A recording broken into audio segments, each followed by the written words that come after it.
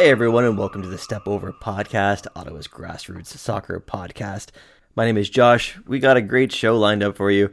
Now, since I like to call this a grassroots soccer podcast, obviously I love talking about Atletico Ottawa, love talking CPL, players from here are playing at the highest levels, love talking about all that. But there's a ton of great players and really exciting things happening, just like a little bit below that level. At some of the lower levels of the Canadian soccer pyramid. And for me, a few of the most exciting things to happen in the last few months has been the advent of League One Canada, which PLSQ, League One Ontario, and the new League One BC are going to fall under now, which is great that those Division 3 Canadian leagues are going to have kind of like a unified vision. There's going to be national championships involved. And there's a lot of attention as well to League One Ontario, which in a few years is going to be introducing promotion and relegation between 3 levels. Now that's hugely exciting, and to me, I think that changes the face of the Canadian soccer landscape just as much as the CPL did and has. And in fact, something that I think may have kind of flown under the radar a little bit. There's an article on justsoccer.ca about a month ago. PLSQ looks like they're also going to be pursuing promotion and relegation in the next few years. So that is really exciting stuff happening. And like when it comes to building soccer in Canada, this stuff is hugely important.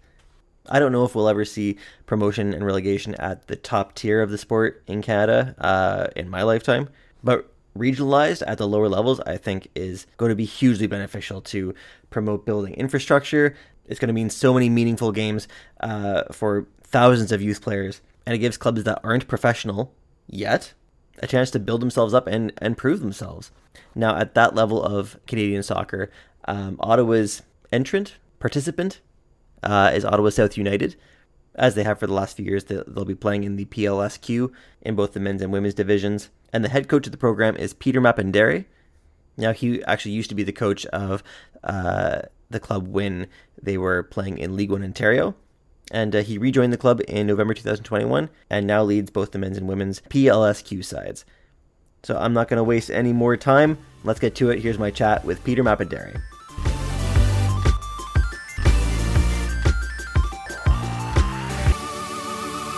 So we're here with Peter Mapendere, head coach for Ottawa South United PLSQ program. Peter, welcome to the show. Thank you very much, Josh. It's glad to be here. Thank you very much.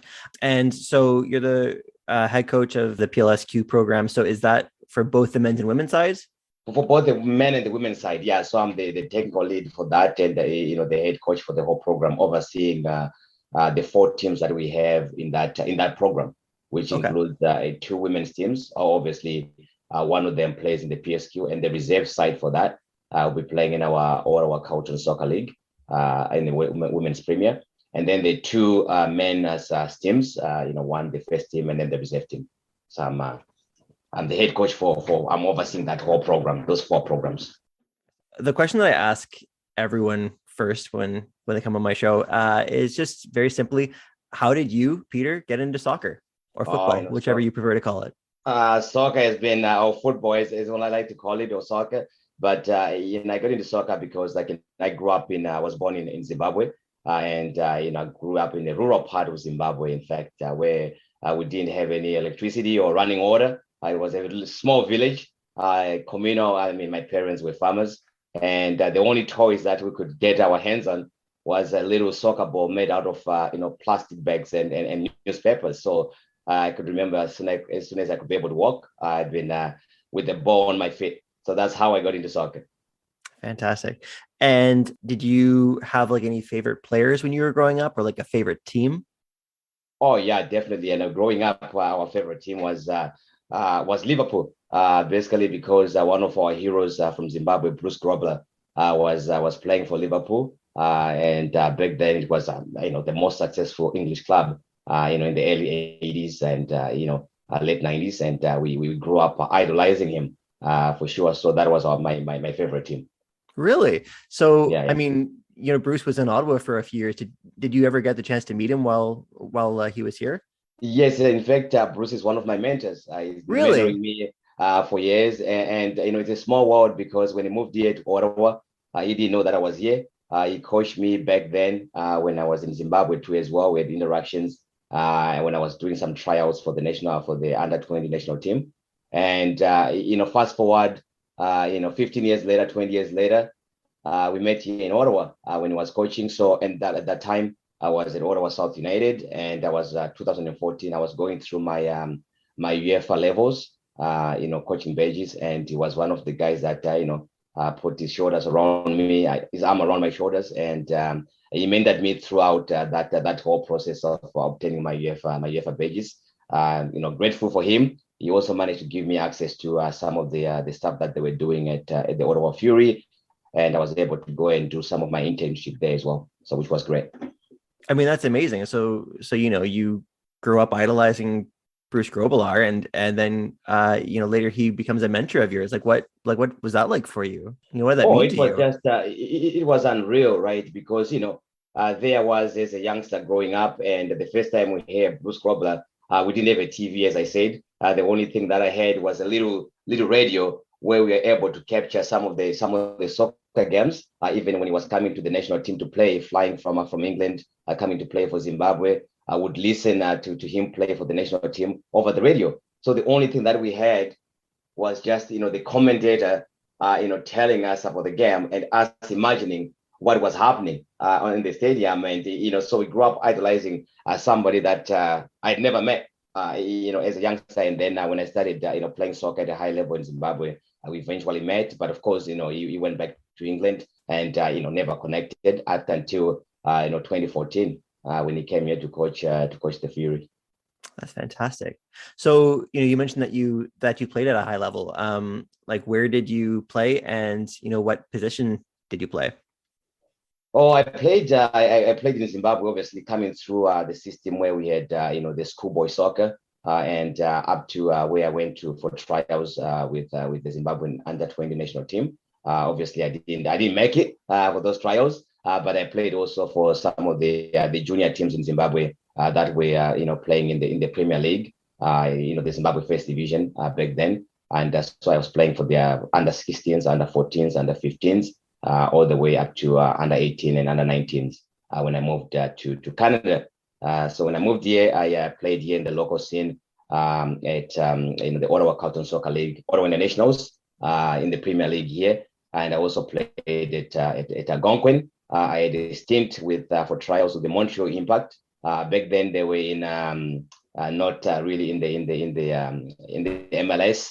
They were still playing in the lower leagues, obviously. But I had a stint there, and then I end up finishing my studies here. Moved away. Went to play in Thailand, in the first division there. So coached in Thailand, played in Thailand. So soccer has given me a lot of opportunities to see the world for sure. So then I came back here again at the end of my playing career and continued with coaching, and while also playing in the local league here, the Ottawa Carlton Soccer League, the men's premier team. Okay, so yeah, you were a player and you transitioned to a coach. When did you decide that coaching was something that you wanted to pursue, and what drew you to that part of the sport? What really drew me it's a funny story, because we had as I said, during my days here with the Ottawa Internationals, I was coached by the name of Mike Adams, and he's still here in Ottawa, and I think he is one of the most underrated coaches that I've ever seen, because really he transformed, and not many people know him. He grew up in Liverpool, and he moved here. Obviously, I settled in Ottawa, and back then he was using methodologies that not a lot of coaches in Ottawa were using. Although we were really, I can say maybe an amateur team, but really he took it to some sort of professionalism. The way he was handling his training sessions, the way he was talking to players, the way he spent a lot of time planning his sessions and meticulously talking to each and every one of the sessions, like he didn't want to miss one of his sessions. And so I would say what we were known of, we're not a highly skilled team, but we were known in the Ottawa scene for work ethic and for working hard. So all the teams here that were successful, they knew that if they were playing against us, they'll be in for a tourney time. So really, just the way that he was coaching the team really drew me to. I've never told him this. Even up to this day, we're still great friends. Probably when you listen to this podcast, you'll be surprised because I've had said, you know what, I'm going to sit down with him and have a chat with him. But so it really drew me to coaching, and as well as in Zimbabwe. My story, unfortunately, like I had, my parents passed away when I was young, and soccer is something that just gave me a lot where I could go in there and just express myself and forget about the outside world. So when I look at soccer, I think about something that is bigger than me, and also that provided me with an opportunity to express myself, where I forget about all the problems. And really, so one of the main reasons why I coach is just wanted to give back to society, because I've taken so much out of the game. So I would like to give back to the game too as well, to the next generation. That's really wonderful. Okay, so how long have you been associated with Ottawa South United? Well, I've been associated with Ottawa South United since I joined them in 2014 when I moved from the Middle East. I'm moving back to Ottawa. I went to coach again in the Middle East in Kuwait. I spent some time there for 3 years, and then I came back to Ottawa, and I joined them in 2014 and up until 2019, just before COVID. I left. I was an assistant technical director at Gloucester for about 2 years. And then I went back to rejoin again Ottawa South United in November last year. So I've been with them for about now, I can say maybe on and off for about more than 6 years. Okay. So is November of last year when you took over the PLSQ program, or That's is that before? Right. Okay. That's right. When I took over the PLSQ program, but I've been coaching prior to that, I was coaching League One. So before the OSU moved their franchise into the PLSQ, so I coached a lot of young players back then in League One for 2 years as well. Okay. So, in terms of credentials, like you have your UEFA A license, your England FA international coaching license. So you're obviously an extremely qualified coach. Can you tell me a bit about, you coached previously with the League One Ontario, but in terms of you returning as coach of the PLSQ program, like what qualities did you sell yourself on, or like what vision did you pitch to the club that really put you on the same page as them, and like enough that they said, you're the coach for this job? Oh, I mean, I've known the club obviously and the club hierarchy for some time, and what really made this happen is that I see myself as when we're coaching, obviously we have all these levels, all these qualifications, obviously, which is great. My UEFA A, and I'm also just completing my Canadian A right now. Okay. And it's really more for me. My philosophy is that we don't coach players. We coach people, right? So you have to be able to know the players, and so that you can have a shared vision together, that you can work towards one objective and one goal. And I take a leaf out of a lot of people that have research that has been done in terms of transformational coaching. Really, I want the team to have an input in everything that I do. I don't pretend that I know everything. Obviously, I want to also learn from them as much as they want to learn from me. I also want to learn from them in terms of what drives them, what are some of the things that they would like to see. So that's some of the vision that I kind of painted to the club, and also I see it as a project, because when you're coaching at that level, it's not I have a long-term vision. It's not 1 year. Yeah, it's a long-term vision where you have to groom players, where you have to to make sure that players can adapt to the way that you're playing, and you have to go around and talk to players. Especially we have some alumni on the girls side that play in different universities. Some of them are playing in Division 1 schools. Some of them are playing here in Canada. So my plan, what I pitched the club, was that I'd like to go back and reach out to some of these alumni and really develop a relationship with them, and really be able to to tell them that you have a home to come and play, especially in the summer, and be able to mentor them throughout that journey. Also knowing that, yes, our primary objective is for us to do well in PLSQ, and also helping them as well to prepare for the upcoming season in the University League, wherever they may want to go. I have players that are heading to to Memphis for the first time. I have players heading to LA that are going to be playing in Division One school. So trying to also to prepare them and giving them the experience of playing at a semi-professional level. So that was my pitch to the club, that I said, I don't want to do this for 1 year. If it's going to be for 1 year, that's not for me, because I want to build a long-term project. Fantastic.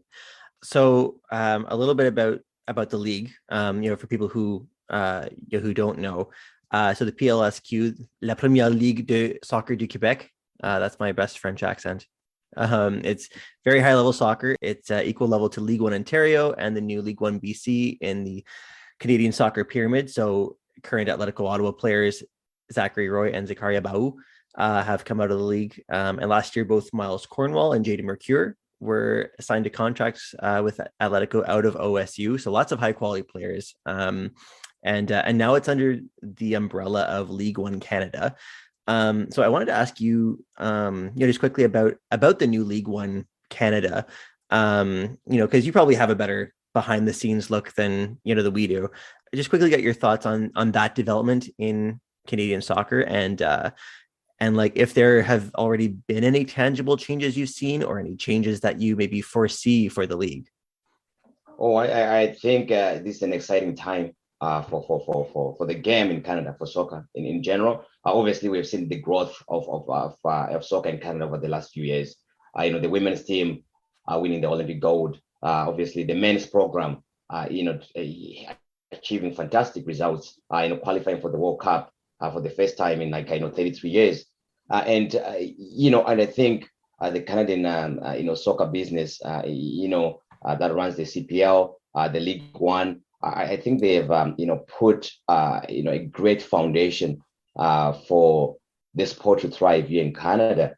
With the new developments of, amalgamating those three leagues, right? League One Ontario, the PLSQ, and then League One BC. I think this is a great step for any young players that wants to fulfill their potential. And I think it's only a matter of time again, before we see, producing, talent at the quality of Jonathan David and Alfonso Davis, because the platform is now there.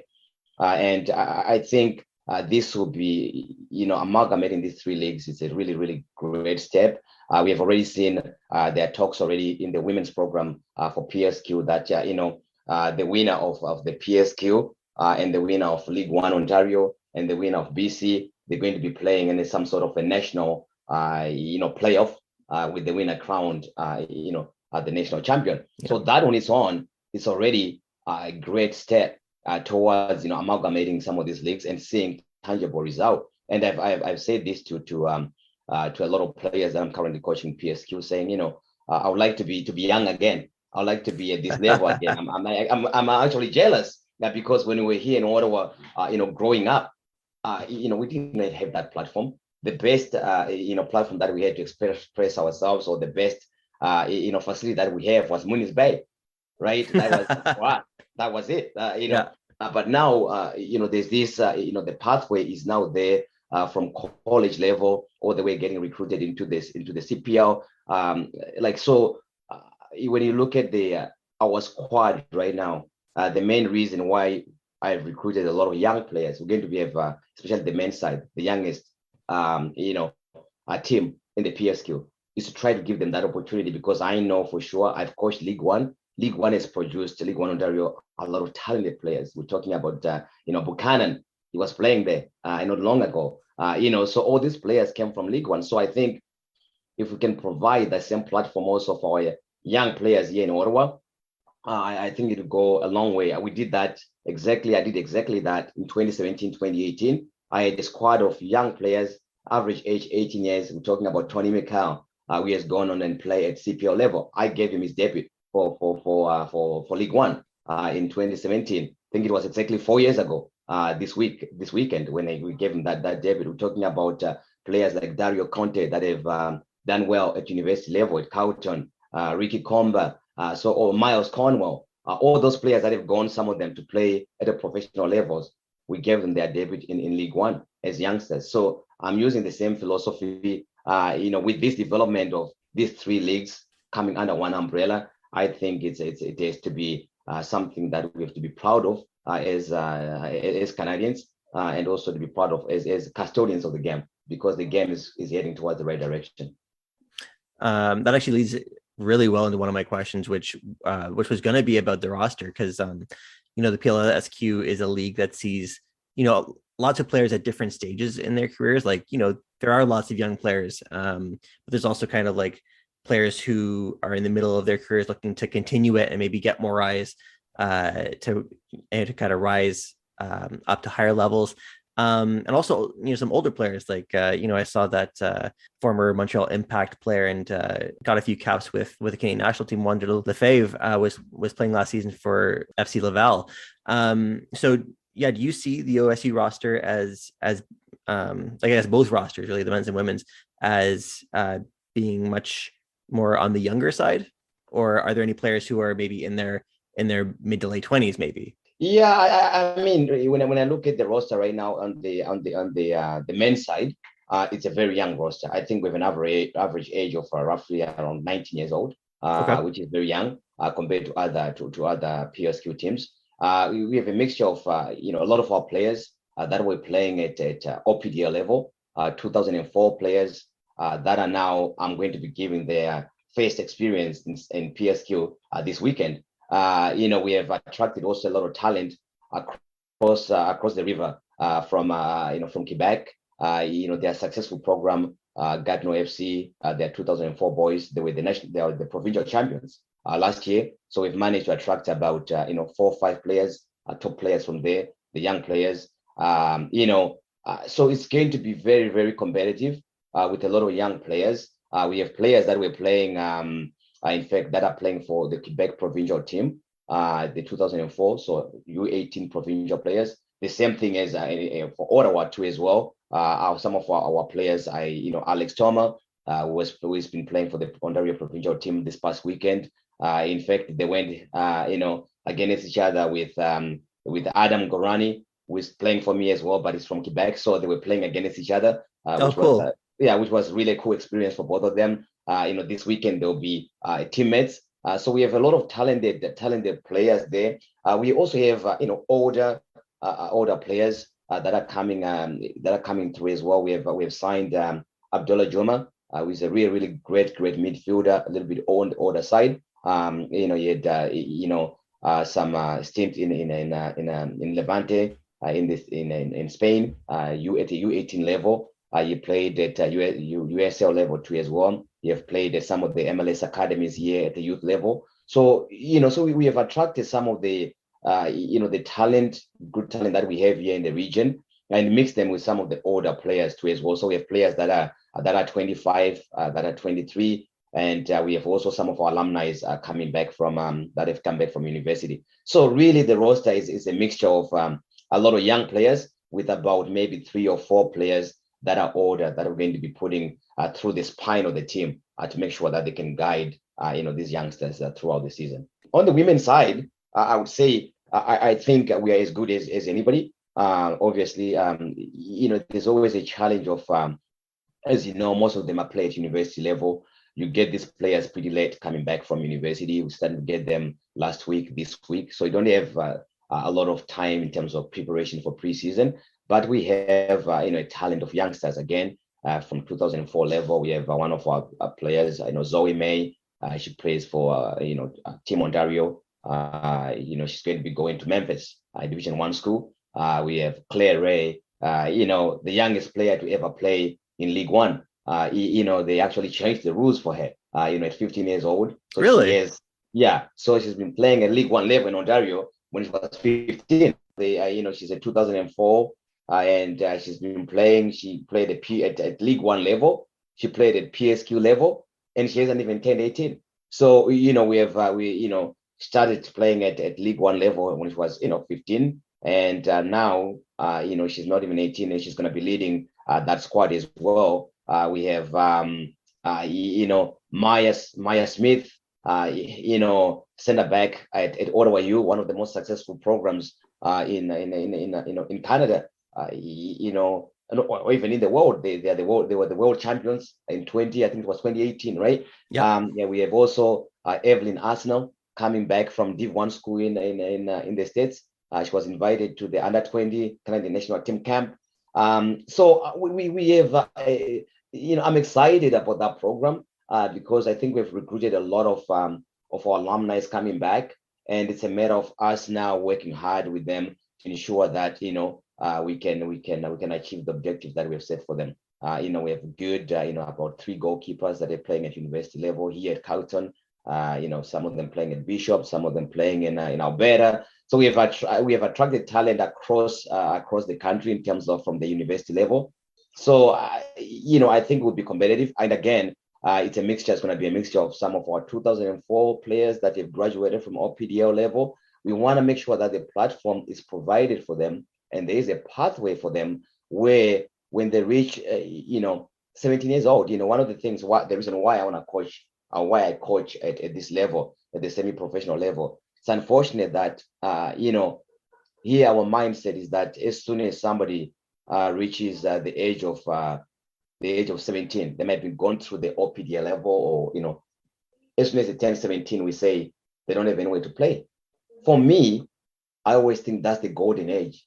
That's the crucial time, because they're just really starting to take what's really senior, that transition between youth football into that senior. It's a very crucial component for me. So that's why I said I wanted to take over this job, because I know that you can really make a really positive impact. This is the time when these kids, imagine some of them have been playing throughout the programs since they are 8 years old, and then all of a sudden now at 17, they don't have anything else to do. They don't have an outlet. So really, can we keep them in the game? Because I believe really the game itself, it's a lifelong commitment. The game never leaves you. The game always stays with you. I believe the game always stays with you. So if you can encourage these kids to be the best they can be at whatever level. I'm not saying every player is going to go and play at a semi-professional level, at PSQ level, at League One level, but there's so many leagues that they can fit in. So if us as custodians of the game, if we can uphold those values and guide them as they transit into senior football. So that's why I want to try to give these youth players a taste of what it's like to play at that senior level as well. So because the league is going to be competitive. We know CF Montreal under 23 is now joined PLSQ. So really for them to be able to go in there and compete against an MLS team, right? Which is really, really a neat experience for them. In fact, we are playing a CF Montreal next week here in Ottawa. So it's going to be really, really exciting for the young players to be able to go in there and express themselves, and also to be seen. That's the whole point. If you do well, the pathway is there for you. And for me, I look at it, if I'm here, 2 years from now, a year from now, 3 years from now, and I still have the same roster that I had today, I don't think I've done my job well. My job is to make sure that some of these players, not everybody, we can pass them along. Maybe, hopefully, some of them can go into this play in the CPL. Hopefully, maybe some of them, they show well, they can be picked up by some of these MLS academies. And that's how I want to be measured. Yes, I'd like to win a trophy. Yes, I'd like to finish first. But if I can be measured by, helping these players to move on to that next level, as a club, I think it will be fantastic for us. And we've done that as a club. On our youth level, we lose players a lot to the national team, the national programs, to the provincial programs every year, and that's the philosophy of the club, and I would like to support that. Fantastic. You mentioned a few players that you highlighted on both teams. I wanted to know, for the 2022 season, who are some players like on both rosters that you expect to lean on this year in terms of leadership? I think for me, in terms of from the girls' side, the women's team, I think we have, as I said, the players such as Maya Smith, experience at at that level and experience at university level. Leader at the back, expecting players like Evelyn Arsenal coming back from a Div 1 school, having tasted that experience to be a coach into camp for the under 20. So I'm looking for her to lead the group. I'm looking at Claire Ray. I know she's young, but I'm looking at her but she has lots of experience to lead some of those players as well. So those are the I can say the key players that I'm looking at for the leadership. On the men's side, as fun as it might sound, I have a lot of young players, but that are very mature. We have 2004 player Liam Bender, who is one of the best midfielders in Ontario. 2004. So I'm looking for him to lead that midfield unit. I'm looking at the signing of Dalla Juma. He brings a presence to the sessions, and I think I'm looking for his leadership and his experience also to carry over to this group as well, and for him to provide us that guidance that we need on the pitch. For sure you'll be the guy to go to. So those are the players that I'm looking at, and Alex Toma at the back is a 2004, and again his experience in terms of the level of football he has played, the level of soccer that he's played at a provincial level. So looking to lean on him and lead some of these youngsters and lead them to the next level. So those are the players that I'm really looking forward to see expressing themselves at this stage for sure going forward. Awesome. All right, Peter, well, that's been fantastic. I just have one more question for you. So if anyone wants to come out and see an OSU game, is that possible? Is that something that they can come out and do? Of course, they can come out and do. The schedule for the PLSQ is on the PLSQ website, so anybody can Google PLSQ, and you can see our Ottawa South United, both the women's and the men's teams are there. They can come and see. In fact, this weekend, the women's team are at Queen's Point in Barhaven, which is a great location. Next to the Minto Center. There's both for the elderly and the youngsters too as well. if parents have kids, there's a park there where the kids can play and also enjoy the game. It's a kickoff. It's at 5:00 for that game, and we are back again next weekend. We're going to be hosting CF Montreal. So it doesn't get any closer. And these games are huge. These games are free. So I'm rallying the community to come and support the local players and watch some of the best youth semi-pro football that we have in town for sure. And you spoke about Jaden McHugh playing at Atletico. He's back with us again. He's going to be in the roster. So fantastic. Come and see some of these players in person. Come and ask questions. We like to hear from our community, and we're here to support the community as well.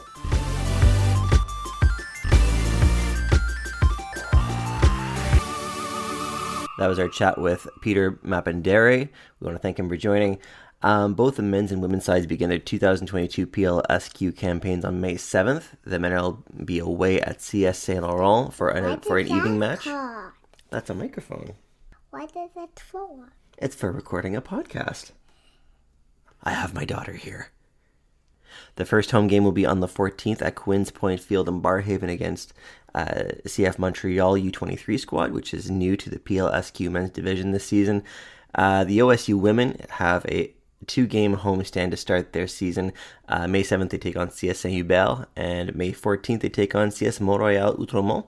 Both those games will also be at Quinns Point, although later on in the season, both the men's and women's sides will be splitting their home games between Quinns Point and Ridgecraft Rec Complex in Canada. That's it for this episode. Thank you so much for listening. If you can spare a moment, please like, subscribe, leave a comment if that's an option. I'd really appreciate it. Until next time, we'll see you.